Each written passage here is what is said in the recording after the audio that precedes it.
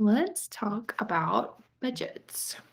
So I have got um, a budget started here that includes expenses that we would have on a recurring basis, and then also expenses that we would have on a unique basis. So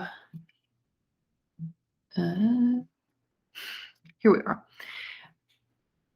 We have, for example, um, the first item I would like to pull in is my retirement or my TSP if you're a government employee. So I've got that notated. And then because this is going to come straight from my paycheck, I wanted to be sure that I made a note that it's coming from my paycheck. And so it's not going to be in an account that I do something with. And then the same for a few other things that I know I will be paying for. But then also in my recurring bills, I have things that will come from my bills account. So I have those listed out so that because it's not all going to be from one place, I added column B so I would know what account this money will come from. And this is a pretty, like, this is your starting point. So I went through and I filled in. I like to look at a budget from a monthly perspective, but you may not always get paid monthly. You may get paid like 26 times a year. So you know that you're putting in $20, for example, into your TSP 26 times a year. So I have a space in columns E and F over here to notate, okay, here's my $20 and it's 26 times. So my monthly amount, I've got a calculation in here to say $20 times 26 times, and then it's divided by 12. So approximately $43 a month is what's going into this line item. And it's the same thing for the next few things for my paycheck. So I moved down to housing, and this would be mortgage, rent, and it's usually paid one time a year. So I just listed that once. It was a pretty easy item to put in the budget. I rolled up utilities into, or several things into utilities, such as power, water, internet, phone, trash. And it just gave it one simple line item here. If you have any debt, it would go, you want to include it. And again, remember what account you're paying these items from if you have more than one account. So I show down here that I have some charitable donations that are done on a recurring basis, and it comes from a self account. So just to show it's coming out of a different account. And also gas, just gas that you're buying for your car. I'm saying that it's coming from a separate account than the bills account. So those are pretty straightforward to include your various insurances, groceries, any investments you have set up as recurring. That's what the 529 is. It's an investment account for my son's future education. But then we get down here to your unique items. So remember, we had instances where we were paid several times a month. So we had to do a calculation to see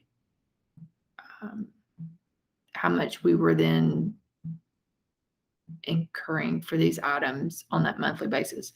So what if we have like Christmas where we'll spend, say, $500 at one time, but we want to go ahead and start allocating the money now into a special account. So you would take your amount, in this case $500, and you would do a formula to say that amount divided by 12. So $41, $42 a month needs to go into your special account so that when Christmas rolls around, you've got the funds available. Same thing for kid stuff, medical appointments. And with those two, it's going to be, do you know that you've got something kind of recurring? Do you already have a good idea what would go into this? Because your kid stuff might be, so for me, it's diapers, outfits, a couple other random things that might come up for the kid. And then home maintenance, I've got several things in here that I roll up, but I know that I'm paying a large amount in like February. So I do that the same way as I do my Christmas. I say, okay, let's say it's $200 and divide it by 12. And so I should have at least $17 a month going into my bills account so that when it comes time to pay this, I've got the funds available and I'm not depleting the account. I'm not having to go in debt. I've already put the funds into my bills account. So if you are of the vision board mindset and you have a goal for the next year, couple years, whenever, you definitely want to include that in your budget. So I would give that a special account and be sure to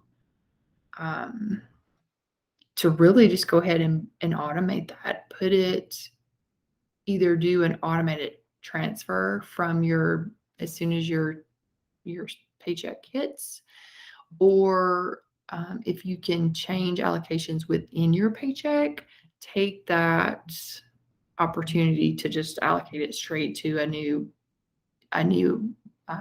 bank account, savings account, whatever kind of account, so that you don't see it, you're not tempted to spend it, and it'll just start building up. And then when you're ready to use it, the funds are there and you don't have to stress about that resource because it's available. So I'll be glad to share this sheet with the group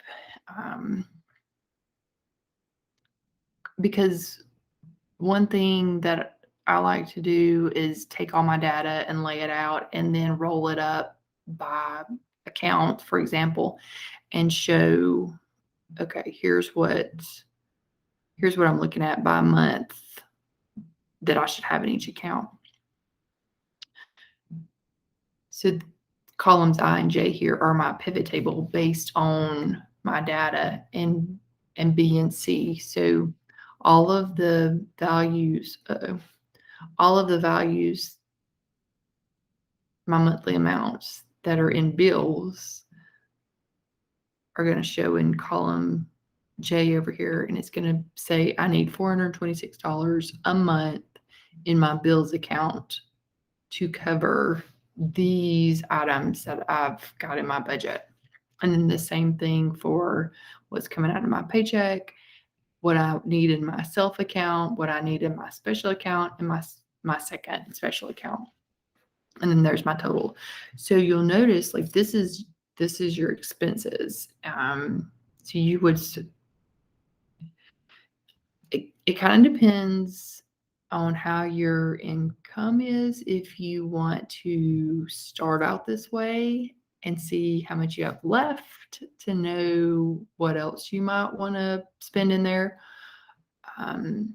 because the other way that you can build a budget is to start out with your income and then essentially subtract everything, and then you'll know what you've got. But if you do it this way, where you're just looking at the expenses, you're